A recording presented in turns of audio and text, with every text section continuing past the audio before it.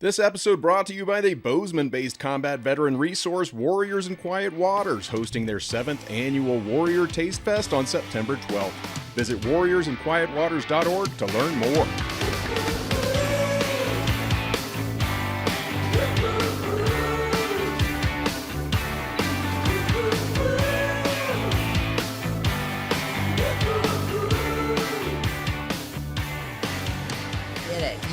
And I'll do the first question. How about that? Oh, I like that. Okay. That's great. I'm happy to introduce Dave O'Connor. He's the Executive Director of the Big Sky Community Housing Trust. Housing, probably the number one complaint that people have in our area. Not only Big Sky, but most ski resort towns. And your organization is trying to change that narrative with projects like the Meadowview Apartments, Good Deeds Program, and now Cold Smoke, which will be the largest workforce housing project in this community's history. By a lot. Thank you so much for being here, Dave. Yes. Thanks for having me. Glad to be here. So your background isn't in housing projects. No. You used to own Buck's T4, one of our shout out to Buck's T4, one of our favorite places to go eat. Duck bacon, all of it, the red deer. I could go on. To managing a community housing trust. How did you get here? I came to Montana for a summer after college in 1990 and never left. So I started at Buck's as a bartender, and as Big Sky and Buck's were growing, and there were opportunities to grow in a career, and so I ended up the general manager and did that for about 10 years, and then worked with Mike and Chuck and became partners, and then we bought Mike out in 2010 and then sold in 2020. So I found myself unemployed and looking for something to do and thinking I would maybe fish my way into the future. And after a couple of years, it was apparent to me I needed to be doing something else. And this opportunity came up. Laura Seafang was my predecessor and was the first director of the Housing Trust. And she had come to Big Sky to retire, and we convinced her to run the Housing Trust in the meantime. And so she got that all off the ground, but then was wanting to continue retirement. And so that worked out pretty well. I was somewhat familiar with the organization because I was on the chamber board when we formed it.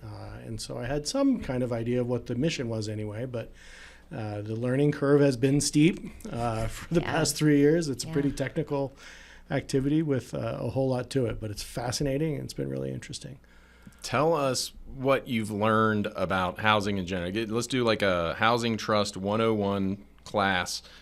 How do we know that Big Sky has a problem? What is the scale of that problem? Sure. Usually housing challenges generally start with affordability, and affordability has a definition, a specific definition that we say we expect to spend no more than 30% of our household's annual income on our housing costs, right? Just a very basic formula. And when housing costs in a community exceed that for most people that work there, our housing is unaffordable. And so really, Housing 101 is kind of a math problem. You're really trying to solve for that 30%. And in Big Sky, for the average, 100% area median income employee, that math started to get broken in the early mid-2010s. And then COVID hit, and now I don't think broken is the word to describe it. They're completely different universes when we look at what our workforce can afford versus what properties actually cost. We are beyond broken. They're probably spending 80% of their income on housing. In a lot of instances, it's over 100. It is so unattainable that it's mathematically impossible, even if you spent every dime you had. Yeah. Listen, when I lived in Mountain Lodge in 95, I spent, I think, 100% of everything I made. I left with no dollars. I didn't make any money. It was either the housing or the beer, right?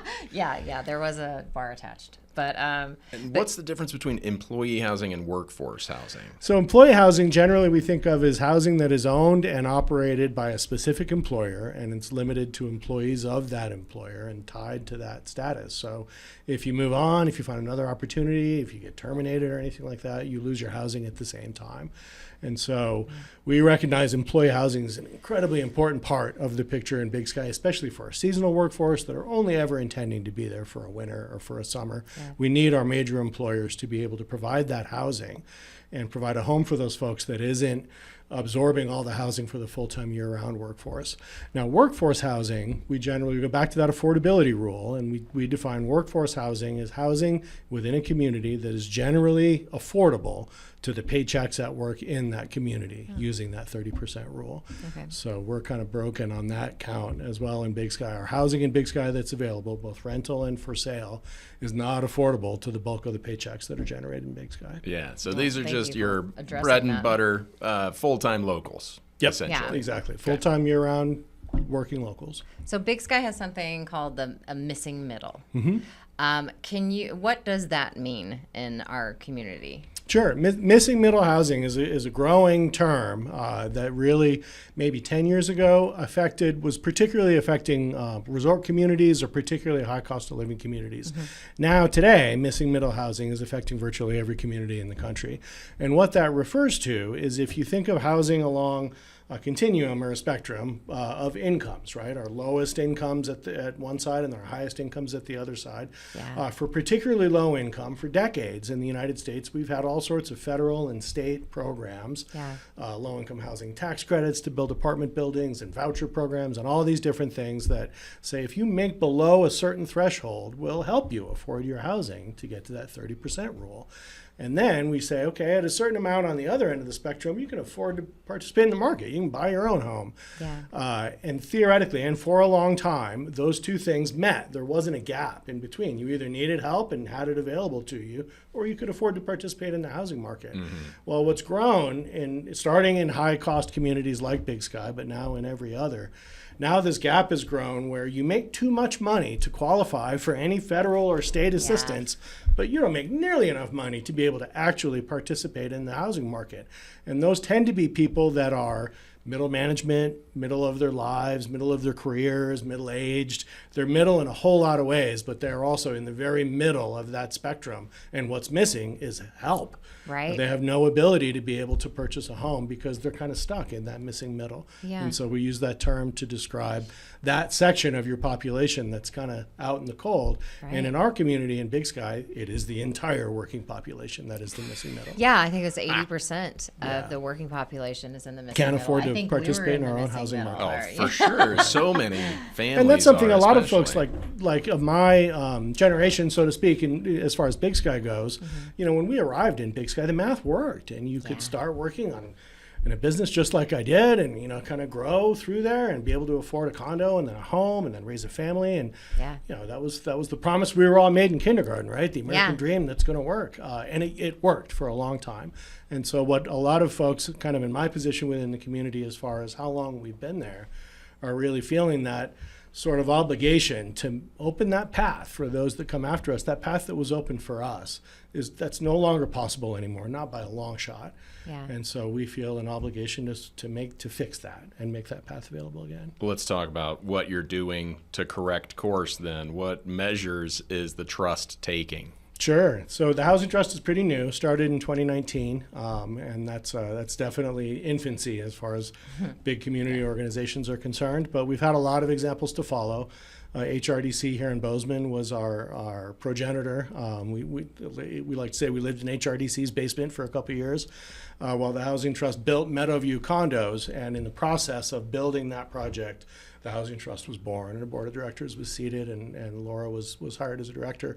And at the end of that was 52 condos for ownership that are deed restricted, and there's a mechanism in place to keep them affordable forever as they resell. And so we learned a lot about how that works. That's called a community land trust model, where the community retains ownership of the land itself, and then we sell the buildings on them to folks, and that enables us to keep the cost down by at least 30 or 40%. When we resell that building, but then it allows us to then control how it gets resold and make sure that affordability in that home stays as it resells each time. And so we learned about that with Meadowview, and we're going to use that in the Cold Smoke project, that same technique for the homes we do there. And then on the rental side, we've learned a couple different ways of how to do that. We have a program called Rent Local. Coming out of COVID, so many property owners in the community converted their properties to short-term rental because it was really lucrative. Yeah. People need to make their costs and make their mortgage, and we get that. And so we came up with a program where we went to property owners and said, if we could help cover some of that gap, would you consider long-term I'm renting to a local employee. I had some friends that did it. Yeah, it's been really successful. We've gotten over 140 properties in it. It's very well supported by Resort Tax and the club community foundations, and so that's helped us to generate more inventory quickly. It's a lot easier to convert places that have already been built than it is to build new ones. So we did that first, and in the meantime, we needed to get building. So we built a couple apartment buildings, 25 apartments total, under a federal grant for those at the lowest income spectrum. And then we're working to acquire 100 acres of land to build both apartments and single-family homes on, to take all of these lessons we've learned from all these different programs and apply them to now a fully deed-restricted, workforce-only neighborhood with all sorts of different options of places to live and different price points. Very cool. So onto that. Tell me more about the Cold Smoke development. Sure. Cold Smoke is located right behind in the meadow, right behind the new Riverview apartments that are there, kind of across from the Ace Hardware store. There's a large tract of land, both remaining on the bluff where Riverview is. There's some left there, and then across the South Fork on the other side is where the homes will be. Okay. And so we've been working with this idea for 2 or 3 years at the Housing Trust level. Lone Mountain Land started putting land together to make this all one piece, even as far back as 2016. So there's been an idea that's been cooking for a while. I think the original idea to use this land actually came from Ron Edwards at the Water and Sewer District. So in very typical Big Sky fashion, right? We're a community that does stuff by collaboration. So it's had a lot of different heads on this idea. So, okay, if we can take these 7 pieces of land and put them together, and really only Lone Mountain was in the position to be able to capitalize that. And then at the end of that all being done, which was completed a couple of years ago, then we started working on how could the Housing Trust acquire that land on behalf of the community. And Resort Tax is a great resource that has done countless things around Big Sky. And Resort Tax has the ability to bond, where instead of bonding against our property taxes, like school bonds or everything else that we normally pay for, we can take a loan out against Resort Tax, which is 95% paid by the visitors. And so we were able to do that. That requires a public vote. And so, again, in typical Big Sky fashion, we collaborated and talked to the community quite a bit over the past year. And that vote was held in May and was approved. Awesome. So we'll acquire the land by the end of this year as we get the Resort Tax gets its wheels turning, get the financing figured out. And we'll start digging in April. That's awesome. 4 or 5 years it's going to take to get everything built and so on. But this idea that started so many years ago, you finally are seeing it sort of like. It's like a game of telephone. Well, yeah, you get to a point where it's very much like a game of telephone. You're actually able to execute it somewhat. But congratulations. I know it's a huge step. There's still a lot of work left to do.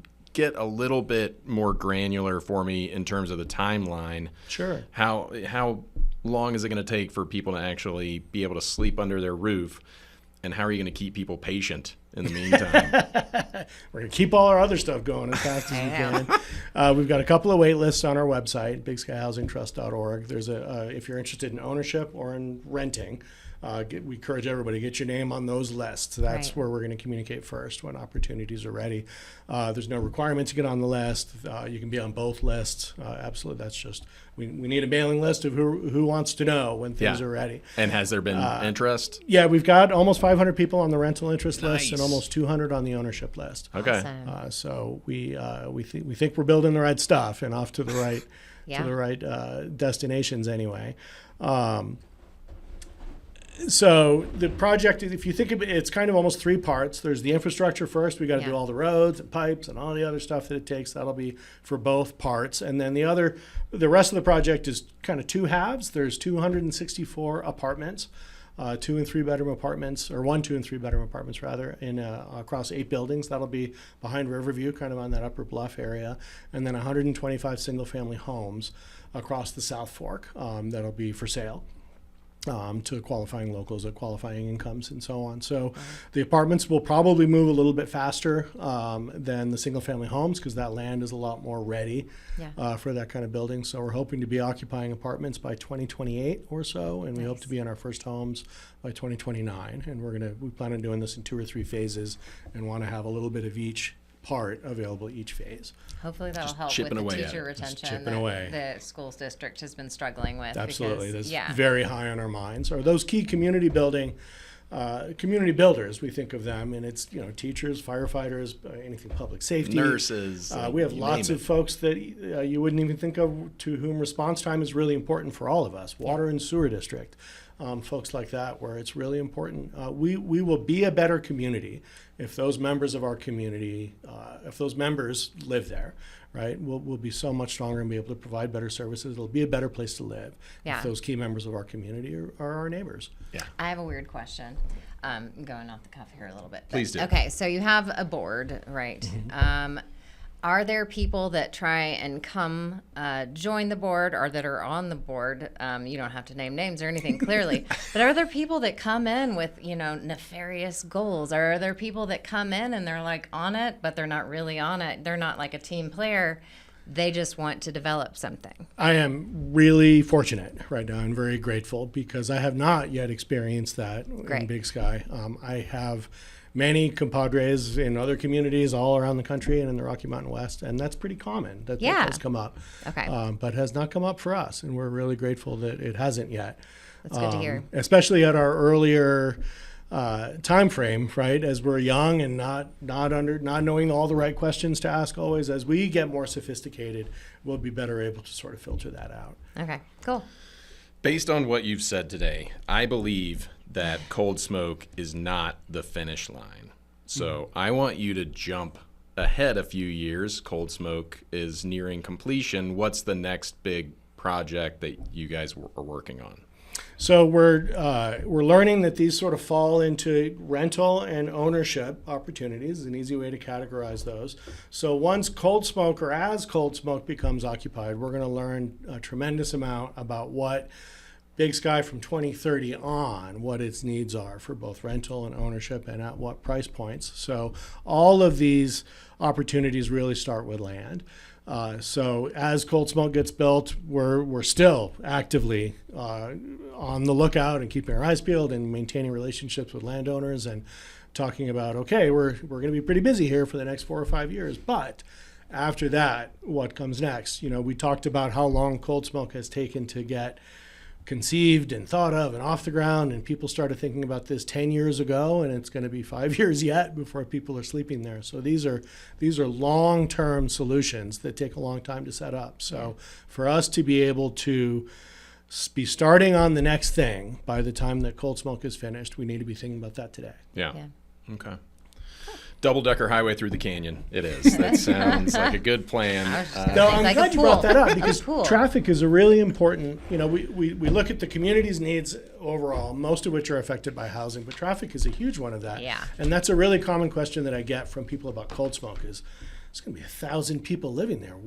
How is the highway going to take all that traffic? And my answer is we're building to a housing needs assessment. It's a technical study that we do and refresh every year that tells us how much of our workforce needs housing and at what level. So all of Cold Smoke that we're building now is building to existing jobs, right? It's not trying to apply to new jobs. That's a whole different set of need. Yeah. So theoretically, everybody that would live in Cold Smoke is already working in Big Sky. Most of them are driving 191. So Cold Smoke will actually pull people off of 191 and keep them locally in Big Sky, Yeah. not have to drive that canyon every day. So while 1,000 new residents sounds alarming, it is actually a traffic reduction result. Yeah. That is an incredibly important point. Yeah. Yeah. I would say as you're Absolutely. moving forward with all this. Right. Yeah, I would not want to drive that canyon every morning. There were some teachers that were driving it, and I was just like, certain days you just had to cover because they couldn't make it in time. So, Yeah, thank it's a you challenge. for You that gotta swim. help. All right, that's all the questions that we have for you, Dave. The rest of it's fun time. We're gonna do the dumb Marmot game. You don't have a copy of this. Well, you never tell me. I don't. I don't like. Well, I don't either. It's any consolation. You're both gonna have fun with this. There's very little pressure. Congratulations, Dave O'Connor. This game is called Missing Middle Mountain. Okay, and you are the new Chet Huntley of the brand new ski resort, Missing Middle Mountain. No one thought you could do it, but thanks to a series of land swaps and the over-leveraging of the entirety of your political capital, here you are. Your job is now to design a resort community from the ground up, This is your legacy. Do not screw it up. I'm sure you'll welcome Michelle's input as a former resort employee. Absolutely. All right. So Michelle's input on everything. this is blue sky in it. You are the king, basically, of this new mountain. Let's start with this. Can I have an Airbnb at your mountain? How are you going to manage that? Absolutely. What percentage of your housing stock is going to go to luxury, middle income, workforce? Tell me your grand vision for housing. Yeah, it's about balance. The last thing I would ever want to do would be disallow Airbnbs across the community. They're a massive contributor to resort tax and our entire economy. However, everything in balance. So I might tell you, you can absolutely have an Airbnb. Not only can you, you must, but only in certain places, right? So my resort needs to have some accommodation on the mountain for my seasonal employees, especially because that's where they're going to want to be. My ski resort, they want to be close to the lifts. They want to be close to work. Yes. They're not there to career build necessarily. They're there to ski and have a good time and meet friends. And I want to build housing that facilitates that and keeps them there and allows them doing that. So they're not on the highways necessarily or on the road or absorbing housing in the rest of the community that everybody else is taking up. Now I've got full-time year-round employees, and I've got middle managers, and I've got folks that are going to be my mountain managers and so on. And I probably actually don't want them living on property because I think it'll be a better employment experience, which will then be a better guest experience, which will then make my ski resort do better if they're living in a community among themselves, scattered in the way we like to live long-term, right? Yeah. And so I'd want to make sure in my community as a whole, my preference would be that those homes are scattered throughout the community and that our visitors and our neighbors live together. I think it makes for a better town, a better experience. But if not, even when things are completely empty, and most importantly, when they're completely empty, we're going to decide to set space aside for the people that are going to build this community forever. As the community grows, that there's always going to be a place for them. Yeah. Because it's easy to do it then when the land is empty and when it's at its cheapest. Even though I've over leveraged myself on everything, it's still a lot less expensive and a lot less complicated to do that at the beginning. But I think that makes what will make my ski resort outlive me, right, is if it builds a town and a community that sustains. And that's going to take a whole lot more human beings than me. And so I need to make a place that they are going to be able to live. Okay. How does that sound, employee Michelle? That actually sounds pretty good. I mean, I think that with the Airbnbs, that you should limit the amount of dogs that are vicious. We had a person that was Airbnb-ing right next to us once, and their dog just escaped the house and just ate Chuck, just ripped his ear and all that stuff. But yeah, no, I understand that like it's a necessity in a resort town to have Airbnbs. Yeah. Like it's a necessity. You need it. I mean, like whenever I go somewhere, I first look at Airbnbs.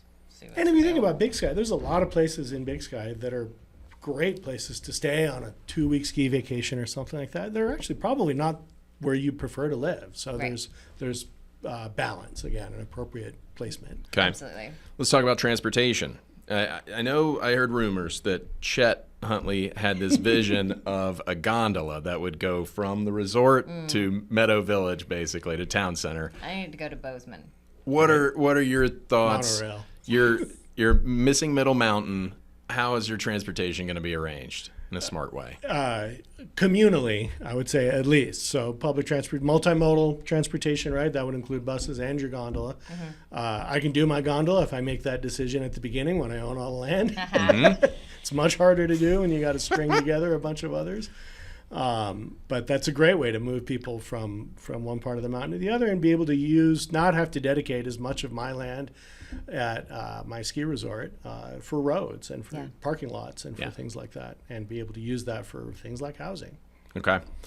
How about priorities? Are you going to start by planning for the tourists first or the workers who are going to keep your town running? You know, I'm probably going to build my dorms first because before I can have any tourists, we got to build stuff. And so right from the get-go, I'm going to want to plan that seasonal housing that's probably first going to be occupied by construction workers, but then after a couple of years, that's going to be lift tops and servers and bartenders. And so I want to make sure that I plan that from the beginning to be an experience that they're going to be okay with, because I'm not going to keep my ski resort if my guests don't like coming there, and my guests won't like coming there if my employees aren't happy. Yeah. No. And there You have been have thoughts? times in Big Sky. There have been times in Big Sky where we have not had that balance, where there's not been enough employees and tourists I are would not say happy. usually. Yeah. Oftentimes. Yeah. So the people that come visit, they're like, here, I paid thousands of dollars for this trip, and I can't get food, or I can't, get somebody to help me or whatever. So It yes, shows. very It important. absolutely shows. Yeah, employees first. Do you have advice for the lodge that Dave is going to build for the employees?